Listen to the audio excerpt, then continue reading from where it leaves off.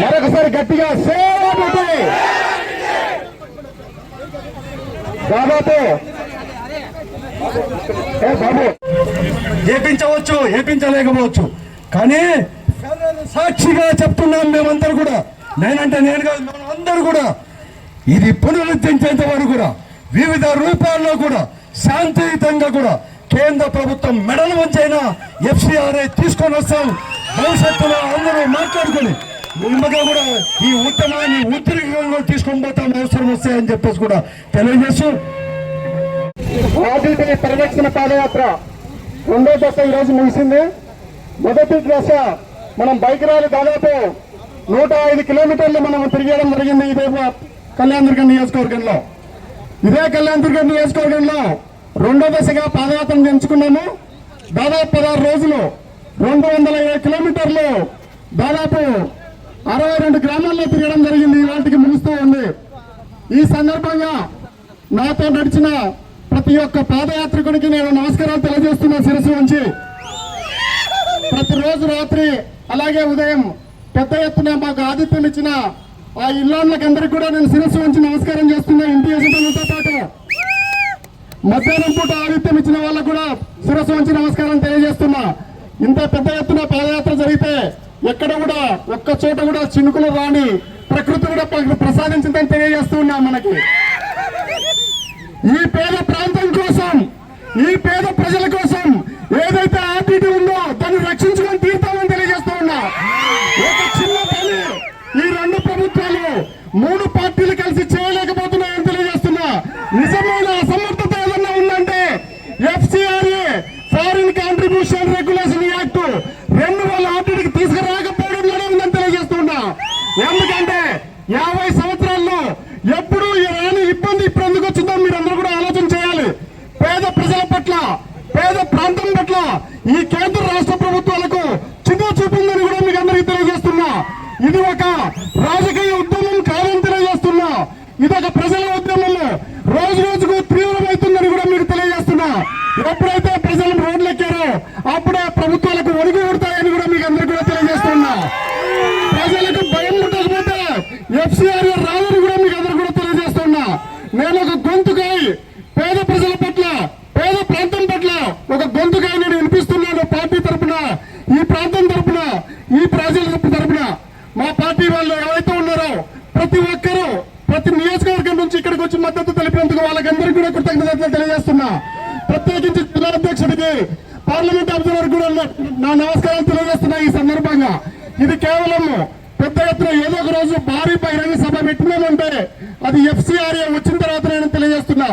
తదుపరి కార్యాచరణ ప్రజల మద్దతును అనుసరించి, ప్రజాభిప్రాయాన్ని అనుసరించి, అలాగే పార్టీ ఆశీస్సులతో ఖచ్చితంగా ఉంటుందని తెలియజేస్తున్నా.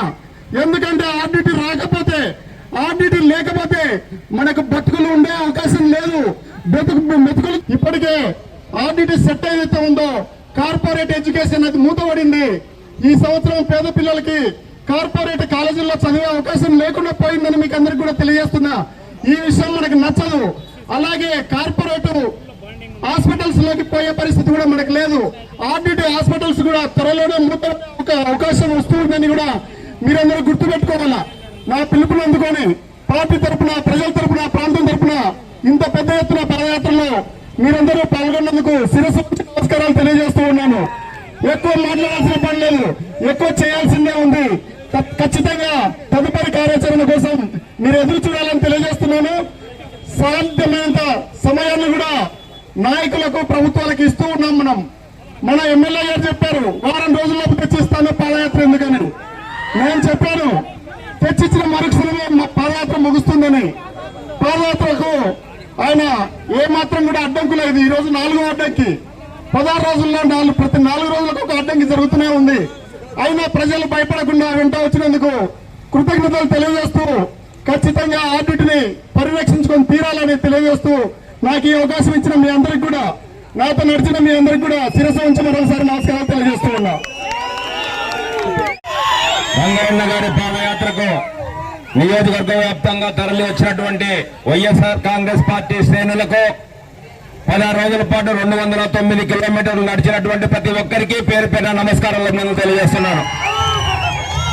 అలాగే జిల్లా నుంచి ప్రతిరోజు వచ్చి 7 నియోజకవర్గాల నుంచి వచ్చినటువంటి వైఎస్ఆర్ కాంగ్రెస్ పార్టీ ఇన్ఛార్జీలకు, ముఖ్యమైనటువంటి నాయకులకు, ఈరోజు ముగింపు పాదయాత్రకు వచ్చినటువంటి మన పార్లమెంట్ అబ్జర్వర్ నరేష్ అన్న గారికి, వెంకటరామరెడ్డి అన్న గారికి, గోరెంట్ల మాధవ్ అన్న గారికి, జిల్లా నుంచి వచ్చినటువంటి వివిధ స్థాయిలో ఉన్నటువంటి నాయకులందరికీ మరొక్కసారి అభినందనలు తెలియజేస్తున్నా. ఒక్కటే విషయం చెప్తున్నా, 16 రోజుల పాదయాత్ర 16వ వర్ధంతి రోజు, 16వ వర్ధంతి పెర్రర్ గారి వర్ధంతికి మన నియోజకవర్గంలో మనం పెట్టుకున్నటువంటి విగ్రహానికి పూలదండ వేయకోకుండా చేసినటువంటి ఘనత ఈ రోజు జరిగిందనే సందర్భంగా మరొకసారి గుర్తు చేస్తున్నా. ఒక్కసారి ఇక్కడ ఓట్లు వేయించుకొని గెలిచినటువంటి వాళ్ళు కూడా ఒక్కసారి ఆలోచన చేయాలి. ఎందుకంటే ప్రజలకు చేతనైతే సేవ చేయండి, అభినందిస్తాం, స్వాగతిస్తాం. ప్రజలకు శాపం కావద్దని సందర్భంగా మరొకసారి తెలియజేస్తున్నా. 16 రోజుల పాటు 210 కిలోమీటర్ల పైన పాదయాత్ర చేసి ఆర్డిటి సంస్థను నిలపాలని, భవిష్యత్తు తరాలకు మార్గదర్శనం కావాలని, ఎక్కడో పుట్టినటువంటి పెర్రర్ గారు మన జిల్లాను ఎన్నుకొని, మన నియోజకవర్గాన్ని ఎన్నుకొని, మన కుటుంబాలను బాగు చేసినటువంటి పెర్రర్ గారి సేవలు కొనసాగాలని చెప్పి ఎలక్షన్ లో గెలిస్తేనే కాదు ఓడితేనే బాధ్యత ఉంది అనే ఆలోచనతో మేమందరము కూడా కలిసి జగనన్న నాయకత్వంలో, వైఎస్ఆర్ కాంగ్రెస్ పార్టీ ఆధ్వర్యంలో జిల్లా నాయకులు అందరూ కలిసి రంగయ్యతో కలిసి రంగయ్యన్న పాదయాత్రలో కలిసి పెద్ద ఎత్తున ఎన్ని అడ్డంకులు సృష్టించినా కూడా విజయం సాధించడంలో కళ్యాణదుర్గం వైఎస్ఆర్ కాంగ్రెస్ పార్టీ కుటుంబ సభ్యులందరికీ మరొక్కసారి శిరస్సు వంచి నమస్కారం చేస్తున్నాను.